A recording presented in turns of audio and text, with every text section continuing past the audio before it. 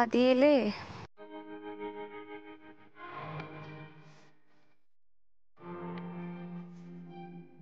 কটা বাজে গো?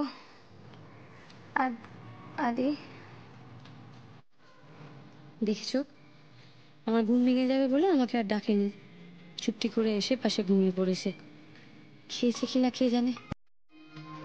থাক, এখন আর ডাকবো না। ঘুমাচ্ছে ঘুমাক, একটু আদর করে দিই।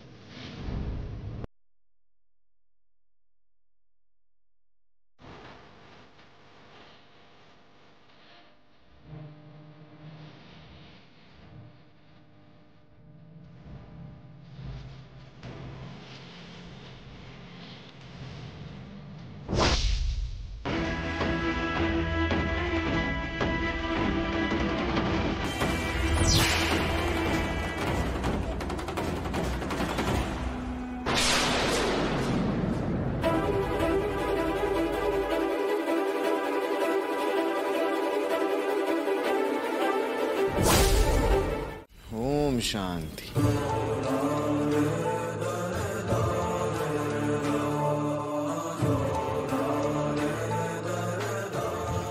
যজ্ঞ সুসম্পূর্ণ হলো। দেখলি মা, কেমন দাও দাও করে আগুন জ্বলছিল।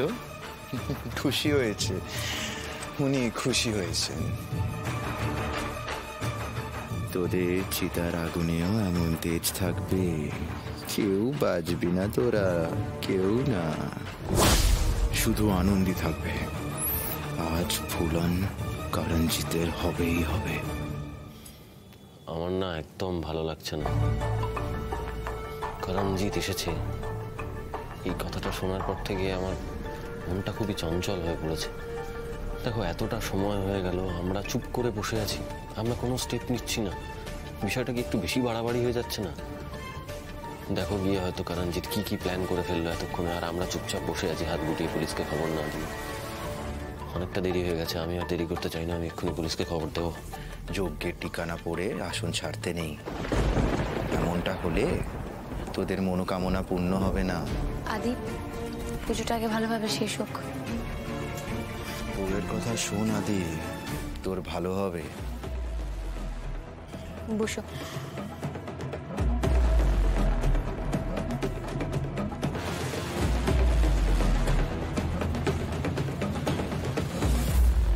তোদের ঘর আলো করে ছেলে আসবে, তুই বাবা হবি। এবার আমি প্রসাদী পায়েস বিতরণ করব। আমি বুঝতে পারছি তুই কি বলতে চাইছিস। এদিকে শোন শোন শোন, আমি জানি তুই আমার উপর খুব রেগে যাচ্ছিস, তবু আজ আমি তোর কাছে অনুরোধ করবো,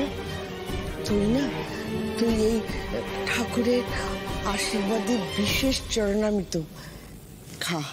হ্যাঁ রে, এই বিশেষ চরণামৃত যখন বলেছে তখন এর নিশ্চয়ই কোনো গুণ আছে। ঠাম্মি, তুমি যখন চাও আমি পায়েসের সাথে সাথে চরণামৃতও খাবো। কেন খাবো জানো? কারণ তোমার বিশ্বাসটাকে আমি সম্মান করি।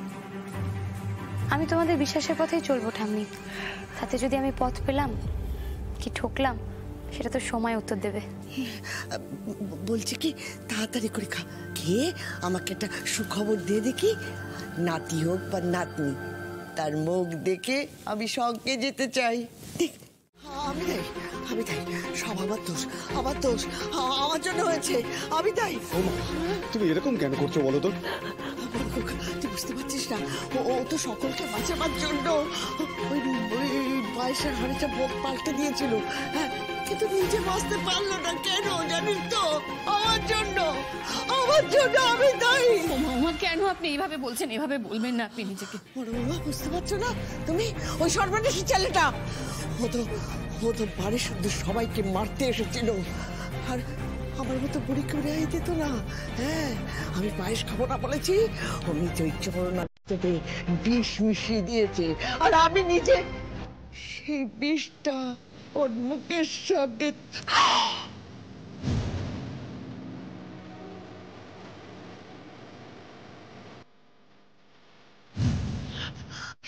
করতি। শেষ হয়ে গেল। মা আপনি কেন এভাবে বলছেন? এভাবে বলবেন না। আপনি আর আপনার ছেলে যেটা করেছিলেন, ওদের ভালো চেয়ে পড়েছিলেন, আপনারা ভালো করতে গিয়েছিলেন। আপনি নিজেকে এভাবে দোষারোপ করবেন না মা। বুঝতে পারছো না, আমি না অন্ধ হয়ে গেছিলাম। হ্যাঁ, আমি অন্ধ হয়ে গেছিলাম। কারণ ভালো চেয়ে এটা তো মূর্খামি। হ্যাঁ, আমি অন্ধ হয়ে গেছিলাম। আমার জন্য সব হয়েছে। ঠাকুর, আমাকে নিয়ে নাও ঠাকুর, আমাকে নিয়ে নাও। আমি বাঁচতে চাই না। শুধু আমার দিদি ভাইকে ফিরিয়ে দাও। আমার ফিরিয়ে দাও। ঠাম্মি এরকম করেন না। ঠাম্মি, তুমি এরকম করলে আমরা শক্ত থাকবো কি করে তুমি বলো?